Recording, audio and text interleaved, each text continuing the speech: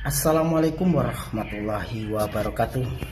Kembali berjumpa bersama Erwin CA24 on dan dengan channel barunya Muslim ID.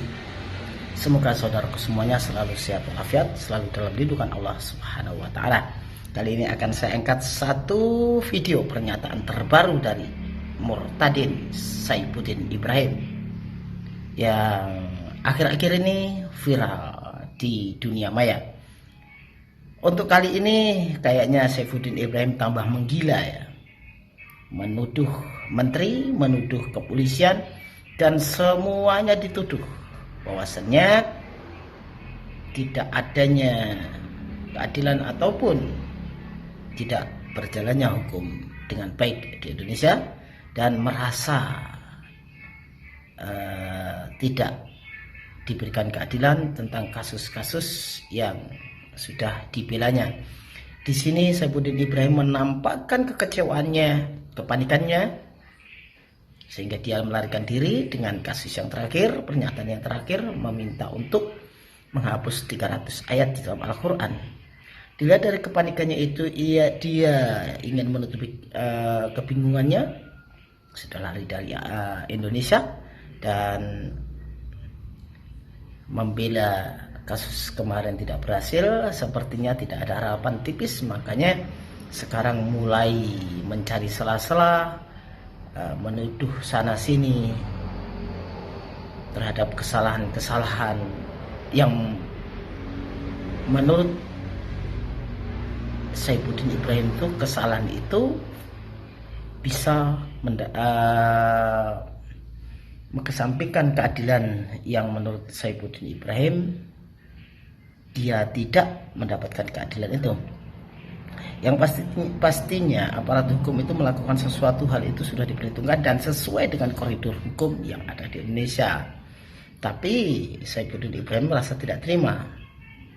Itu namanya pembenaran, ingin mendapatkan keadilan. Menurut Saifuddin Ibrahim tidak melihat kasus yang sedang diselidiki dan sedang diproses. Pastinya aparat hukum tidak bertindak gegabah untuk melakukan hal tersebut. Untuk kali ini langsung kita simak video terbarunya pernyataan Saifuddin Ibrahim yang mengatakan tuduhan sana sini yang membuat gaduh itu siapa? Bukan dia katanya. Itu kan menurut dia. Nah, silakan kita simak bersama-sama. Saya sebenarnya yang membuat gaduh itu menteri-menteri itu. Menteri Menko dia bikin pernyataan tentang saya, sementara menteri yang saya minta diam saja. Saya mau bertemu dengan Majelis Ulama, pimpinan Muhammadiyah, NU. Mari kita bicara bersama bahwa kenapa terjadi gereja dirusak, apa-apa dirusak, itu kenapa? Pasti ada akibatnya dong. Nah, kekacauan hukum di Indonesia ini karena pelaksanaan hukumnya nggak bagus. Hukumnya sih sudah bagus, baik. Yang tertulis itu bagus, tetapi pelaksanaan hukum itu tidak bagus. Ini yang mau saya perjuangkan. Saya sudah mengorbankan seluruh hidup saya. Dan saya mampu berani untuk kembali dan mempertanggungjawabkan apa yang saya omongkan, dan kita duduk bersama. Saya ditangkap, dimasukin penjara, no problem. Asal jangan memberlakukan hukum yang tidak adil di Indonesia. KC minggu depan ini akan sudah dituntut 10 tahun penjara. Munarman hanya dituntut 7 tahun penjara. Padahal kelakuan orang itu harus didor. Ya, Munarman harus didor. KC dituntut oleh jaksa. Jaksa bermental busuk. Merekayasa semua. Apa? yang dilakukan oleh KC, direkayasa, ditangkap di Bali, diperiksa di Jakarta, di sidang di Ciamis.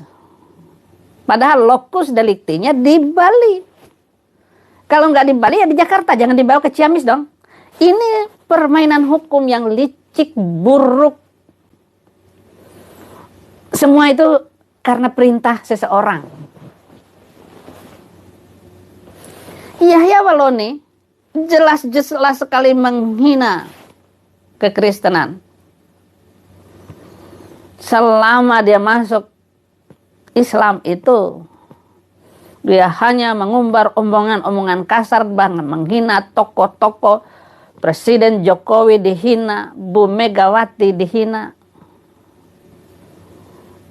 Pokoknya yang nasionalis, yang seolah-olah membela kekristenan itu dihajar sama Yahya Waloni. Dituntut 7 bulan, divonis 5 bulan, langsung bebas. Bapak-bapak, saudara-saudara tahu nggak itu? Baca nggak itu? Hukum yang berlaku selama ini. Permainan hukum. Mulai dari penyidik sampai jaksa, hakim dan pengacaranya itu semua main-main semua. Sekarang yang melaporkan saya, yang dibuat terkenalnya itu adalah orang Kristen. Rike Rotinsulu, pengacaranya Husain Arab. Ini permainan juga Husain itu. Husain ini turunan Nabi yang jahat. Di dalam hukum, di dalam mimbar Islam, ya itu Rizik, Bahar Sengit. Itu turunan Nabi yang jahat itu. Nah, turunan Nabi yang jahat di dalam hukum, Husain itu pengacaranya. Pengacaranya Rike Rotinsulu. Nah, coba dirunut. Coba Pak Menko Polhukam. Kan Bapak yang bikin gaduh. Menteri Agama juga diam, bikin gaduh. Walaupun diam, dia bikin gaduh. Jawab dong. Yang ribut malah Ade Armando. Saya harapkan Ustadz, kamu nggak ngerti apa-apa, Pak Ade. Kamu nggak ngerti apa-apa tentang agama, Ade. Lu profesor, doktor. Kata-kata saya bisa memotong leher orang itu. Jangankan lo ngaji aja Fatihah aja nggak bisa. Gue lihat muka lo itu nggak bisa Fatihah. Qomat kamit baca sholat nggak ngerti artinya. Ya? Kan diributin terus ini sama Kadrun ini. Al-Kadruniani diributin terus. Nah, kita tidak mau. Saya tidak rela NKRI dirusak oleh mereka menyusup ke tentara, menyusup ke Polri, menyusup ke ASN. Semua sudah disusupin oleh kaum jidat hitam itu. Si celana cingkrang. Apa buktinya? Di kepolisian sudah disusupi oleh si jidat hitam itu. Jenderal NB itu menyiksa MKC dan dia bilang dia melakukan itu karena membela agamanya. Padahal dia adalah polisi, jenderal pula, kelakuan kopral. Nggak boleh begitu Pak Jenderal. Di mana keperwiraanmu itu? Orang pincang kamu siksa. Maman Suryadi pegang dari belakang, lalu diinjak-injak itu, dipukul. Kemudian dilumurin dengan kotoran manusia. Setelah itu disuruh makan. Tidak ada penyiksaan menyuruh makan kotoran manusia di dunia ini, hanya Saudara Jenderal Napoleon Bonaparte.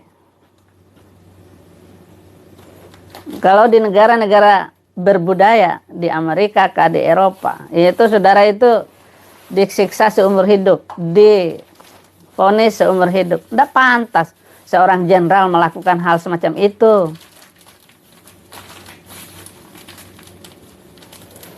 Jadi kalau tidak mau dinista, jangan menista. Kami orang Kristen, orang Yahudi, sudah 1443 tahun yang lalu dinista oleh Allah di dalam Al-Quran. Nah, ayat-ayat inilah yang saya minta untuk di-skip. Pemerintah Arab Saudi, menurut berita ini benar atau enggaknya saya enggak tahu, merevisi 2.500 ayat dari Al-Quran supaya direvisi. Itu sudah dilakukan. Maka di sana wanita sudah boleh nyetir. Apakah wanita di Arab Saudi sudah boleh jadi anggota DPR atau belum? Saya juga belum tahu. Kalau di Indonesia sudah lumayan, karena bukan negara Islam. Bagaimana? Yang bikin gaduh itu kan Mahfud MD.